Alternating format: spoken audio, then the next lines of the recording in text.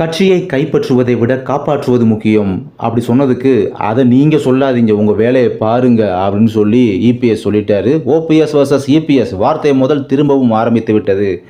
என்னென்னு பார்த்தீங்கன்னா, மக்களவைத் தேர்தலில் அதிமுக பல இடங்களில் டெபாசிட் இழந்த நிலையில் அதிமுக பொதுச் செயலாளர் எடப்பாடி பழனிசாமி, பன்னீர்செல்வம் இடையே வார்த்தை மோதல் ஏற்பட்டுள்ளது. அதிமுகவில் முன்னாள் பொதுச் செயலாளரான ஜெயலலிதா மறைந்ததால் ஏற்பட்ட வெற்றிடத்தால் தலைமைக்கு பெரும் போட்டி நடந்தது. அதில் சசிகலா, பன்னீர்செல்வம் உள்ளிட்டோரை ஓரம் கட்டி எடப்பாடி பழனிசாமி கட்சியின் பொதுச் செயலாளராக தற்போது செயல்பட்டு வருகிறார்.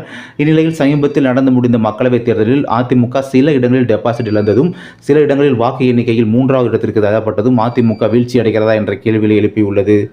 இந்நிலையில் அதிமுகவின் சரிவு குறித்து பேசிய பன்னீர்செல்வம், கட்சியை கைப்பற்றுவது முக்கியமல்ல, காப்பாற்றுவதுதான் முக்கியம். சிலர் கட்சி ஒன்றுபட்டால் தங்கள் பிடி தளர்ந்து விடுமோ என்ற சுயநலத்துடன் செயல்படுகிறார்கள். கட்சியின் தொண்டர்களை எதிர்கால நலனை கருத்தில் கொண்டு பெருந்தன்மையான முடிவுகளை எடுக்க வேண்டும் என மறைமுகமாக எடப்பாடி பழனிசாமி குறிப்பிட்டு பேசியுள்ளார்.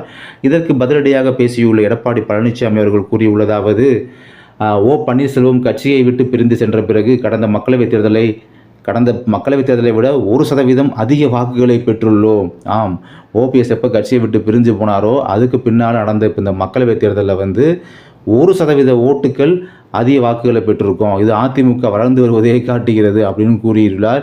இதற்கு என்ன பதில் சொல்லப் போகிறார் மீண்டும் ஓபிஎஸ் அவர்கள் என்பதை பற்றி நாம் பொறுத்திருந்து தான் பார்க்க வேண்டும். இது மாதிரியான அரசியல் செய்திகளை தொடர்ந்து தெரிந்து கொள்வதற்கு தொடர்ந்து நமது சேனலோடு இணைந்தே இருங்கள். இப்போதும் எப்போதும் நன்றி.